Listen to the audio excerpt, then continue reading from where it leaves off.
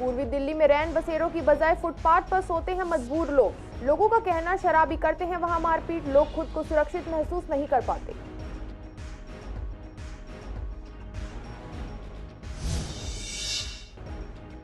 विकास मार्ग पर रहता है भयंकर जाम। 3 से 4 किलोमीटर के सफर के लिए लगता है आधा घंटा। विधायक ने विधानसभा में अंडरपास बनाने को दिया सुझाव।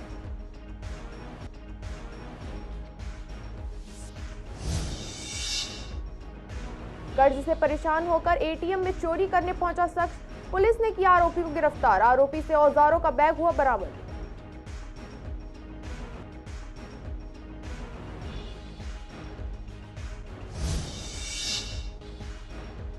जीटीबी अस्पताल के ओपीडी मरीजों को होती है काफी दिक्कतें। अवैध कब्जों के कारण जूझना पड़ता है जाम से। शिकायतों के बावजूद नहीं हो रही कोई कार्यवाही।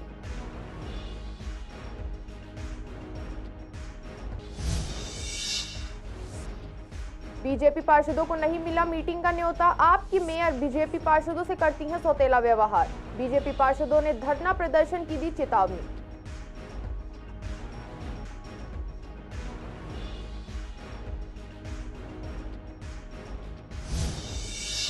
नमस्कार, स्वागत है आपका पूर्वी दिल्ली खास में। मैं प्रगति मिश्रा। कुछ खास खबरों के साथ करते हैं बुलेटिन की शुरुआत। दिल्ली सरकार द्वारा जगह जगह बेघरों के लिए रैन बसेरों का निर्माण किया गया है, लेकिन उसके बावजूद काफी लोग अभी भी फुटपाथ पर ही सोते हैं। यहीं पर अपनी जिंदगी का गुजर बसर भी करते हैं। जब हमारी संवाददाता सोनिया शर्मा ने जगतपुरी और करकदुम्मा पर रहने वाले इन लोगों से बात की तो उनका कहना था कि वो लोग फुटपाथ पर सोने के लिए मजबूर रहते हैं। वो यहाँ काम के सिलसिले में आए थे, लेकिन यहाँ कोई भी सुविधा नहीं मिलने से फुटपाथ पर ही रहते हैं। जब हमने उनसे पूछा कि सरकार द्वारा बने रैन बसेरों में क्यों नहीं रहते, तो उनका जवाब था कि वहाँ नशे वाले लोग आते हैं और वो मारपीट करते हैं। हमारे साथ यहाँ बच्चे और महिलाएं भी होती हैं जिन्हें दिक्कतें होती हैं, साथ ही वो वहाँ सुरक्षित भी नहीं रह सकते। इन लोगों का कहना है कि खुले में सोने और रहने में बीमारियों का डर लगा रहता है, साथ ही हादसे का भी डर लगा रहता है, लेकिन सरकार की तरफ से कोई मदद ना मिलने से परेशानी होती है। रैन बसेरा यहाँ पर एक भी नहीं है। रैन बसेरा उस साइड में बनाया था, वो क्या कहते हैं एक दो बार लगा, एक दो बार लगे गया है, तो उसके बाद में लगता ही नहीं है। जाने तो देते हैं, लेकिन क्या है तो उसमें जो लड़के जो नशे वशे करते हैं, वो क्या कहते हैं ज़्यादा नशे वशे करके क्या कहते हैं उसको मारपीट करते हैं। फिर उसमें वो सोने भी नहीं देते, वो खुद नशा करके खुद सोते हैं उसमें। चोरी वगैरह सब करते हैं उसमें, नशे वगैरह करके दूसरे को भी सोने नहीं देते, खुद सोते हैं उसमें। अब बीमारी लगता है तो उसमें क्या करे, बीमारी भी लगता है, मच्छर भी काटते हैं, सब कुछ करते हैं, तो उसमें क्या करे। सरकार तो कुछ भी मदद नहीं कर रही है आजकल। ऐसी है सरकार, क्या कहते हैं अपने काम धंधे से लगी हुई है, सब खुले में सोते हैं। ठंड वगैरह वहाँ नहीं जाते, यहीं पर यहीं बत्ती पे बैठ लेते हैं, यहीं सोते, बत्ती पे बैठते हैं, यहीं सोते हैं। कम्बल देते हैं हमको कोई, कितने बहुत आदमी है यहाँ तो कोट पे रहते हैं। गरीबों को खाना ही नहीं आते, कोई कंबल नहीं आते, झाड़े मरते बच्चा बच्ची शाम के टाइम। कुछ भी नहीं मिल रहे मदद। तो हमारे धंधे करते हैं, शाम के टाइम आइटम बेचते। हम राजस्थान से, हम काम करेंगे धंधा चलेगा, जब तक करेंगे नहीं चलेंगे जाएंगे घर। खुले रहते, कुछ भी नहीं है। बीमारी तो खरी सर्दी ज़्यादा पड़ती है। हाँ, हमारी व्यवस्था करो, हमको कम्बल ला के दो, हमको बच्चे झाड़े मरते हैं। यहाँ तो यहाँ रहते खुले में, कोर्ट के पास में, जो कोई मदद नहीं करती है। हमारे जिले राजस्थान में भी सरकार कोई मदद नहीं कर रही, यहाँ पे भी कोई मदद नहीं करती है। हमको रहने के लिए निवास वो भी नहीं दिया, मकान फकवान कहीं भी नहीं, रहने को नहीं देती है। वहाँ रहने नहीं देते, दारू वाले परेशान करते हैं। एंट्री तो मिल जाती है, चोरी करते हैं वो लोग वहाँ। दूसरे आते हैं नहीं जो चोरी करते हैं, मांगते हैं आधार कार्ड। तो दिक्कत यही है, जेब कतरू बहुत रहते हैं नशेड़ी आदमी वहाँ। खुले में भी सारी रात बैठनी पड़ जाते, कभी सभी आते हैं वो नशेड़ी आदमी है। औरतें भी हैं, बच्चे भी हैं, हम सारे परिवार ही हैं। दिल्ली विधानसभा में विकास मार्ग पर लगने वाले जाम का मामला उठाया। सुझाव दिया गया कि वहां अंडरपास और स्काई वॉक बनाया जाए। विधायक अभय वर्मा ने कहा कि विकास मार्ग पर लक्ष्मीनगर मेट्रो स्टेशन से लेकर कड़कड़ी मोड़ तक आने में आधा घंटा का समय लग जाता है, जबकि कुल दूरी 3 से 4 किलोमीटर की ही है। इसका कारण ये है कि 3 रेड लाइट है जिन पर भारी ट्रैफिक रहता है। मर्डर डेयरी की तरफ जाने वाले, पटपड़गंज की तरफ जाने वाले और झील कुरंजा जाने वाले लोग इन्हीं रेड लाइट से होकर गुजरते हैं। इसके अलावा V3S मॉल पर भी भारी भीड़ लगी रहती है। उन्होंने सुझाव दिया कि रेड लाइट खत्म करके वहां अंडरपास बनाया जाए और स्काई वॉक बनाया जाए। अभय वर्मा ने विकास मार्ग पर अवैध कब्जों का भी जिक्र किया। उन्होंने कहा कि PWD, दिल्ली नगर निगम और दिल्ली पुलिस को मिलकर अभियान चलाना चाहिए। इसके अलावा मदर डेयरी चौक पर फुटओवर ब्रिज पिछले साल ही मंजूर हो गया था, लेकिन उसका काम अभी तक शुरू नहीं किया गया है और न ही अधिकारी कुछ बताने के लिए तैयार हैं। आपके माध्यम से माननीय लोक निर्माण विभाग की मंत्री महोदया का ध्यान ITO से जब हम लक्ष्मी नगर की तरफ जाते हैं विकास मार्ग पे, तो अध्यक्ष जी पुल को पार करने के बाद लक्ष्मी नगर मेट्रो स्टेशन से लेकर निर्माण विहार मेट्रो स्टेशन, जो कि 300 से 400 मीटर की दूरी है, उसको सफर करने में लगभग आधा घंटा 20 मिनट 25 मिनट लगता है, क्योंकि उस दौरान 3 रेड लाइट आते हैं और तीनों रेड लाइट पे बहुत ट्रैफिक होता है, क्योंकि मदर डेयरी की तरफ भी वहां से लोग जाते हैं और पटपरगंज रोड को भी उपयोग में लाते हैं। झील खुरेजी के लिए अलग लोग जाते हैं। तो मेरा माननीय मंत्री महोदया से आग्रह है कि रेड लाइट को समाप्त करके वहां अंडरपास बना दिया जाए और ट्रैफिक रेड लाइट फ्री हो जाएगा तो निश्चित रूप से समय कम लगेगा और सकरपुर के लोग सबसे ज्यादा इस बात से प्रभावित हैं। पूर्वी जिले में चोरी की वारदातें लगातार बढ़ रही हैं। पूर्वी दिल्ली न्यू अशोक नगर इलाके में भी एक घटना सामने आई है। कर्ज से परेशान होकर एक शख्स ATM में चोरी करने के लिए चला गया। वह चोरी कर पाता उससे पहले पुलिस ने उसे गिरफ्तार कर लिया। आरोपित की पहचान गाजीपुर निवासी श्याम के रूप में हुई है। पुलिस ने इसके पास से औजार बरामद की है। पूर्वी जिला के अतिरिक्त पुलिस उपायुक्त अचिन गर्ग ने बताया कि शनिवार को पुलिस को सूचना मिली थी कि पुरानी कोंडली में एक्सिस बैंक के ATM में एक शख्स चोरी कर रहा था। पुलिस ने मौके पर पहुंचते ही आरोपित को दबोच लिया। आरोपित ने पुलिस को बताया कि वह उत्तर प्रदेश स्थित मैनपुरी का रहने वाला है। उसके पिता को कैंसर है। उसकी किस्तों पर कार खरीदी थी। उस पर काफी कर्ज हो गया था। 15 दिन पहले उसे मयूर विहार फेज 3 में बस स्टैंड पर एक बैग मिला। उसमें कई औजार और कटर ब्लेड रखे हुए थे। उस बैग को घर ले आया और ATM में चोरी करने की योजना बनाई। पूर्वी दिल्ली के GTB अस्पताल के बाहर गेट नंबर 7 से OPD में आने वाले मरीजों को काफी दिक्कतें होती हैं। यहाँ अवैध रूप से ढेरी पटरियां लगी रहती हैं। यहाँ ई-रिक्शे भी मनमाने तरीके से खड़े रहते हैं। साथ ही लोग भी अपनी गाड़ियों को गलत तरीके से लगा जाते हैं। साथ ही जाम से भी जूझना पड़ता है। यहाँ आने वाले मरीज बताते हैं कि ये समस्या काफी पुरानी है, लेकिन इस पर कभी कोई काम नहीं किया गया है। यहाँ सुबह जब मरीज इलाज के लिए आते हैं तो उन्हें यहाँ भीड़ और जाम से जूझना पड़ता है। अगर कोई मरीज सीरियस कंडीशन में हो तो उसे और दिक्कत का सामना करना पड़ता है। लोगों का कहना है कि बार बार शिकायतों के बावजूद ना ही कोई ट्रैफिक पुलिस मौजूद है यहाँ और ना ही ऐसी व्यवस्था की गई है जिससे लोगों को परेशानी ना हो। अंदर में तो जो प्रॉब्लम फेस होना होता है भीड़ के कारण, वहाँ पे तो जो भी उनको प्रशासन होना चाहिए। पहले क्या था, सिविल डिफेंस के स्टाफ होते थे जिसके द्वारा मतलब थोड़ा सा सही तरीके से होते थे। आजकल यहाँ पे भी करप्शन चल रहा है। 200-300 रुपये लेते हैं और वहाँ पे मतलब आपको तुरंत चाहिए, अगर पर्ची मिल जाता है, दवा चाहिए तो दवा मिल जाता है। यही सब। बाहर की स्थिति आपके सामने है, बहुत सारे भीड़ लगे हुए हैं। कोई मतलब यहाँ पे ट्रैफिक व्यवस्था है नहीं। रेडी वगैरह नहीं, छोटी जो ई-रिक्शे चालक होते हैं वो लगा रहे हैं पेशेंट को मतलब यहाँ से टर्न ऑफ करने के लिए। इसका सोल्यूशन अगर वो सिविल डिफेंस को जो हाईकोर्ट ने स्टे लगाया है, अगर उनको फिर से चालू किया जाए तो यहाँ पे वो सिविल डिफेंस अगर खड़ा करते हैं 1-2 स्टाफ तो उनकी सोल्यूशन सोल्व हो सके। ट्रैफिक पुलिस वाले तो आते ही नहीं है, वो आएंगे तो और भी करप्शन होंगे।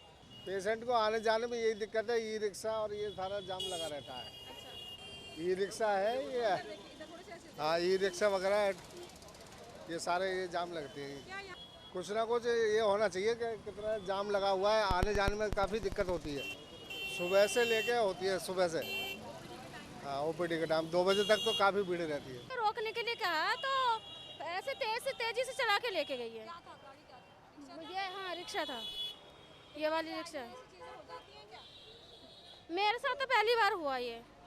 हाँ चोट हाँ पैर में तो लगा है मुझे। जाम लगता है यहाँ पे तो, ऐसा कोई भी नहीं है। हाँ मैं रोड पार कर रही थी, मैं GTB अस्पताल आ रही थी, हाँ दिखाने के लिए आई थी। पूर्वी दिल्ली के कई बड़े अस्पतालों में शुमार GTB हॉस्पिटल इस समय असुविधाओं के घेरे में है, क्योंकि यहाँ पर अंदर तो समस्याएं हैं ही, लेकिन बाहर जब हॉस्पिटल से निकलते हैं तब तब काफ़ी समस्याएं देखने को मिलती। फिलहाल मैं मौजूद हूँ जीटीबी हॉस्पिटल में, जहाँ आप देख सकते हैं कि ट्रैफिक की जो व्यवस्था है वो बिल्कुल नदारद है। यहाँ पर कोई भी ट्रैफिक पुलिस मौजूद नहीं है, कोई भी ट्रैफिक कर्मी यहाँ पर आपको नज़र नहीं आएगा, जिसकी वजह से ट्रैफिक जो है बहुत ही बुरी स्थिति में यहाँ पर है। जाम लगा हुआ है सड़कों पर। जो मेन गेट है यहाँ पर 7 नंबर गेट है जीटीबी हॉस्पिटल का, जहाँ से ओपीडी के पेशेंट सबसे ज़्यादा आते जाते हैं, जिसकी वजह से यहाँ पर जाम लग जाता है। साथ ही आपको दिखाना चाहूँगी कि यहाँ पर कई शॉप्स जो हैं खाने की लगी हुई हैं, कई ई रिक्शा अपनी मनमर्जी के मुताबिक ई रिक्शा को पार्क कर देते हैं, सवारियों के लिए रुक जाते हैं, जिसकी वजह से भी जाम लगता है। साथ ही दुकानें जो हैं, रेडी पटरियाँ जो लगी हुई हैं, जिस पर खाने का सामान अधिकतर मिलता है, और वहाँ पर पेशेंट या फिर यहाँ आने वाले जो लोग हैं तीमारदार, वो भी यहाँ पर रुकते हैं और खाना खाते हैं, जिसकी वजह से भी जाम लग जाता है। लेकिन देखने वाली बात यहाँ है कि कई बार इस समस्याओं को उठाया गया है, लेकिन उसके बावजूद भी आज तक यहाँ पे कोई भी कार्रवाई नहीं की गई है। साथ ही यहाँ पर अभी भी मैनेज करने के लिए ट्रैफिक को कोई भी ट्रैफिक हवलदार मौजूद नज़र नहीं आता, ना ही अस्पताल प्रशासन की तरफ से कोई यहाँ पर मौजूद रहता है, जो कि मरीजों के लिए खासतौर पे समस्या उनके लिए जब एम्बुलेंस आती है या फिर जो लोग पैदल यात्री हैं, देखिए किस तरीके से यहाँ पर जो है लोग रास्ते को पार कर रहे हैं, ट्रैफिक के बीच में से गुजर रहे हैं, और जिसकी वजह से कहीं ना कहीं लोगों को परेशानी बहुत ज़्यादा देखने को मिल रही है। सरकार को चाहिए यहाँ पे या तो कोई फुटओवर बनाया जाए या फिर कोई ऐसी व्यवस्था की जाए जिससे मरीजों को दिक्कतों की बजाय राहत मिल सके। कैमरा पर्सन ललित कुमार के साथ सोनिया शर्मा, CCN। बीजेपी पार्षदों ने पूर्वी दिल्ली के शहादरा दक्षिणी जोन की समीक्षा बैठक में न बुलाने पर महापौर को ज्ञापन सौंपा है। इसे लेकर हमने बीजेपी पार्षदों से बात की तो उनका कहना था कि आम आदमी पार्टी की मेयर बीजेपी पार्षदों के साथ सौतेला व्यवहार करती है, बस आप पार्षदों के साथ मीटिंग करती हैं और उनकी समस्याओं का समाधान करती हैं, जबकि बीजेपी पार्षदों की कोई मीटिंग नहीं होती, न ही कोई समाधान करती हैं। ऐसी ही मीटिंग को लेकर हमें जानकारी मिली थी, जिसे लेकर हमें पता लगा कि आम आदमी पार्टी की मेयर ने आपके पार्षदों के साथ मीटिंग की, जिसके बाद हमने मिलकर मेयर को ज्ञापन सौंपा और आगे कभी ऐसा ना होने पर धरना प्रदर्शन की भी चेतावनी दी। ये डीसी और अधिकारियों को मिला के मेयर रूम में सिर्फ आम आदमी पार्टी के पार्षदों के साथ मीटिंग करके उनकी समस्याओं के लिए अधिकारियों को बोलते हैं और हमें जगह जगह धक्के खाने पड़ते हैं। तो हमें पता लगा कि थर्सडे वीरवार को शाहदरा साउथ जोन की मीटिंग मेयर के रूम में हुई, जिसमें डीसी और अधिकारी थे और सिर्फ आम आदमी पार्टी के पार्षद थे। तो उसी के विरोध में हम लोग गए कि बीजेपी के पार्षदों के साथ भाई भतीजावाद किया जा रहा है, उनके साथ सौतेला व्यवहार किया जा रहा है, और हमने ज्ञापन सौंपा कि अगर अगली बार ऐसी कोई बैठक हुई तो यहाँ जोरदार हंगामा किया जाएगा और आने वाले समय में सदन का भी बहिष्कार किया जाएगा। और ये ज्ञापन सौंपा है कि किसी भी जोन की मीटिंग जब मेयर बुलाए तो उसमें सभी पार्टी के पार्षदों को न्योता दिया जाना चाहिए, क्योंकि आज की डेट में समस्याएं सबके पास हैं। ऐसा लगता है कि पार्षदों के साथ भी पार्शियलिटी सी हो रही है। हमारी मेयर ने एक मीटिंग रखी जोन की, शाहदरा साउथ जोन की, और जैसे पिक एंड चूज वाली बात होती है कि आम आदमी पार्टी के पार्षदों तक ही वो सूचना जाती है।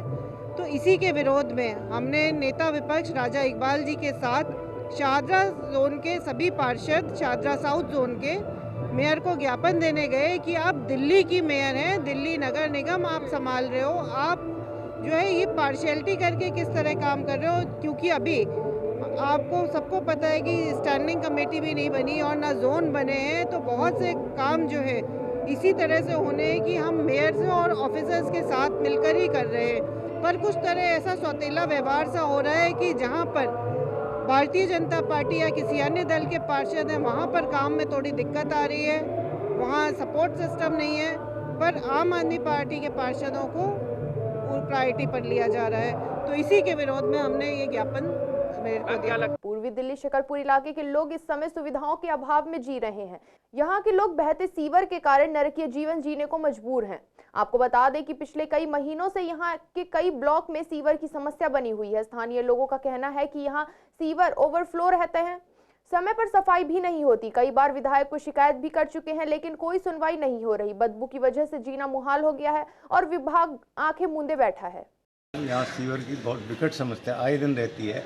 एक दो दिन बाद फिर सड़कों पर सीवर का पानी भर जाता है और यहाँ ड्रिंकिंग वाटर भी इससे मिला हुआ है। हो सकता है कि ड्रिंकिंग वाटर भी इससे मिलता हो सीवर की लाइन से।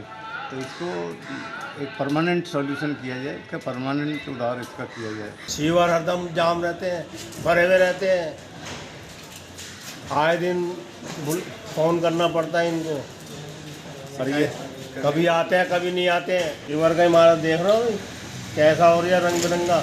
पूर्वी दिल्ली के सीबीडी ग्राउंड में पंडित धीरेन्द्र कृष्ण शास्त्री की कथा का आज तीसरा दिन था। कथा के चलते काफी रूट डाइवर्ट किए गए थे, जिसकी वजह से लोगों को दिक्कतों का सामना करना पड़ा था। अगर हम कथा स्थल की बात करें तो वहां पर भी काफी समस्या देखने को मिली। कुछ श्रद्धालुओं ने बताया कि यहां पर शौचालय उपलब्ध नहीं थे, जिसकी वजह से उनको दिक्कतों का सामना करना पड़ रहा था। वहीं जानकारी के मुताबिक फायर नॉर्म्स का भी उल्लंघन किया गया, जिसके चलते आयोजक धर्मेंद्र सिंह के खिलाफ पुलिस ने 188 का पर्चा भी दर्ज किया था। पंडित धीरेन्द्र कृष्ण शास्त्री की सिक्योरिटी का इंतजाम पुलिस ने इस तरीके से रखा हुआ था जैसे प्रधानमंत्री सीबीडी ग्राउंड में आए हुए हों। जिले के बाकी क्राइम को छोड़कर पुलिसकर्मी बाबा की सिक्योरिटी में मगन थे। पुलिस कर्मियों ने सीबीडी ग्राउंड के आसपास के एरिया को चारों तरफ से सील किया हुआ था। ट्रैफिक पुलिस और सीआरपीएफ के जवान वहां खड़े थे, लेकिन फिर भी ट्रैफिक का उल्लंघन हो रहा था। कोई रेड लाइट तोड़ता हुआ नजर आता तो कोई बिना हेलमेट के बाइक पुलिस वालों के सामने से ले जाता हुआ दिखाई देता। ट्रिपल राइडिंग भी लोग करते नजर आए। पुलिस का ट्रैफिक के नियमों पर कोई ध्यान नहीं था, बस बाबा की सिक्योरिटी में मगन थे। उसमें क्या करना है, दिक्कत जो हो रही है, जो कोई आ रहा है कुछ ही भले के लिए आ रहा है, उसमें बुराई क्या है। पोल्यूशन हो रहा है, पेट्रोल वेस्ट हो रहा है, एक लाइन तो खोल के रखनी चाहिए, एक तो खोलना चाहिए, नहीं तो जाम इतना सारा हो रहा है, पेट्रोल वेस्ट हो रहा है ज़्यादा। अभी देखो मैं काफ़ी लंबा घूम के आ रहा हूँ, अगर मेरे को इतना लंबा घूम के आना पड़ता मैं उधर से ही निकल जाता, काफ़ी लंबा पड़ता है। पूर्वी दिल्ली गांधीनगर विधानसभा इलाके में कैलाश नगर मस्जिद गली में मीट की दुकान ज्यादा होने की वजह से स्थानीय लोगों को परेशानी हो रही है। स्थानीय लोगों का कहना है कि यहां पहले सिर्फ एक दुकान थी, अब धीरे धीरे 6 दुकानें हो चुकी हैं, जिसकी शिकायत स्थानीय पार्षद और विधायक को भी दी गई है। यहां हर धर्म के लोग रहते हैं, यहां खुले में मीट बेचते हैं और दुकान के बाहर टांग के रखते हैं। वर्कर्स इस गली में काम करने से कतराते हैं और खासकर रात के समय यहाँ कोई आना नहीं चाहता है। मीट की दुकान की वजह से पूरी गली में गंदगी भी रहती है। कुछ ज़्यादा से ज़्यादा 200 या 250 लोग हैं यहाँ पर, और कम से कम इस गली में 5 से 6 दुकानें हैं जो परमानेंट अलाउ जो है, क्या नाम है, कोई टाइम टेबल नहीं है। पहली बात तो इनका कि किस टाइम खुलनी चाहिए, किस टाइम बंद होनी चाहिए। ये कम से कम 11-11 बजे तक दुकानें खुलती हैं, और जिस दिन सरकारी छुट्टी होती है उस दिन भी गोश्त आता है यहाँ पर, इस गली के अंदर उस दिन भी कुछ बिकता है यहाँ पर। और सबसे बड़ी समस्या ये गंदगी सबसे ज़्यादा रहती है यहाँ। कोई सोमवार वाले दिन इतनी भीड़ रहती है यहाँ पर कि पूछो मत ही। सारा यहाँ के ज़्यादा से ज़्यादा 300 लोग हैं, 300 लोग 6 दुकान से गोश्त खा लेंगे। ये आप भी सोच सकते हो इस बात को कि कैसे खा लेंगे। सबसे बड़ी समस्या यही है हमारे लिए, और बिल्कुल मस्जिद के सामने ही है। 50 गज की दूरी पे 5-6 ये दुकानें खुली हुई हैं मीट की, और हर दीवार जैसे आता है, और गोश्त अलाउ नहीं होता। उसमें भी ये लाते हैं, कहाँ से काट के लाते हैं ये कुछ पता नहीं। पीछे सारा जैन समाज और हिंदू समाज रहता है सर, और ये आम गली है, हर समाज का आदमी निकलता बढ़ता है, और उन्हें इतराज होता है। 22 दफ़ा तो गोश्त जो है ना खुला लाते हैं, खुला लाने के बाद कुत्ते यहाँ फेंक देते हैं, ये कुत्ते भी वहाँ पर फैला देते हैं, और इनसे कहते हैं तो लड़ने मरने को ये तैयार होते हैं, जो तुम्हारे बस का वो कर लो। हमने गली के लोगों ने भी विरोध किया था कि भाई ज़्यादा दुकानें आप लोग मत खोलो, लेकिन ये अपने उसमें रहते हैं, ये अपने ताव में रहते हैं, लड़ने मरने को ये लोग तैयार हैं। जो ये गांधीनगर में कैलाश नगर पड़ती है और मस्जिद वाली गली है, तो लोग जो यहाँ रहते हैं बहुत परेशान हैं इन लोगों से। ये दुकानें उन्होंने लाइसेंस एमसीडी से मिली से ले तो लिया है, लेकिन लाइसेंस के जो नॉर्म्स हैं, अगर एमसीडी के अधिकारी की जांच की जाए तो उस लाइसेंस के ये आधे से भी आधे नॉर्म्स पे पूरा नहीं कर रहे हैं। ये जिस दिन स्लॉटर हाउस बंद होता है उस दिन भी यहाँ पे गोश्त आ रहा है, मीट आ रहा है, और उस दिन भी यहाँ पे मीट खुले तौर पे बिकता है। जिस दिन स्लॉटर हाउस बंद होने के बावजूद यहाँ मीट आ रहा है, तो वो मीट उस दिन कहाँ से आ रहा है इसकी जाँच हो। ये हमारे बंदे जो हैं ब्राह्मण समाज के, जैन समाज के जो हैं, वो कोई यहाँ पे आते नहीं, फिर काम की हमारे को परेशानी होती है, कोई हमें काम नहीं देता। फैक्ट्री लाइन है हमारे इस चीज़ से ही प्रॉब्लम होती है, काम आमद से भी हम बैठे पड़े हैं। अब कोई बंदा आएगा ही नहीं इस चीज़ के चक्कर में। चलो एक थी, चलो हम सारे के सारे कुछ नहीं, एक थी, अभी 1 से 6 हो गई हैं। पूर्वी दिल्ली की सीमापुरी में सिर के अंदर 5 इंच तक सरिया घुसने से शख्स की मौत हो गई। मृतक की पहचान यूसुफ के रूप में हुई है। पुलिस ने सबको कब्जे में लेकर पोस्टमार्टम के लिए जीटीबी अस्पताल भेज दिया है। सीमापुरी थाना पुलिस ने लापरवाही की धारा में मामला दर्ज किया। मकान मालिक उज्जैन से पूछताछ कर पुलिस मामले की जांच कर रही है। यूसुफ परिवार के साथ पुरानी सीमापुरी के जी ब्लॉक में रहते थे। वह परचून की दुकान चलाते थे। पिछले कुछ दिनों से उनके पड़ोसी मकान बनवा रहे हैं। रविवार सुबह उस मकान की 3री मंजिल पर लेंटर डलने जा रहा था। मजदूर चेन बनाकर सरिया ऊपर पहुंचा रहे थे। अचानक एक सरिया गिर गया। उसी दौरान वहां से यूसुफ गुजर रहे थे। वह सरिये उनके ऊपर गिर गए। खून से लथपथ होकर यूसुफ वहीं गिर पड़े। परिवार ने उन्हें गंभीर हालत में अस्पताल में भर्ती करवाया। मकान मालिक व ठेकेदार की गंभीर लापरवाही सामने आई। उन्होंने सुरक्षा के कोई इंतजाम नहीं किए हुए थे। मृतक के परिवार ने आरोपित के खिलाफ सख्त कार्यवाही की मांग की है। आज के बुलेटिन में केवल इतना ही। ऐसी तमाम खबरों के लिए देखते रहें पूर्वी दिल्ली खास।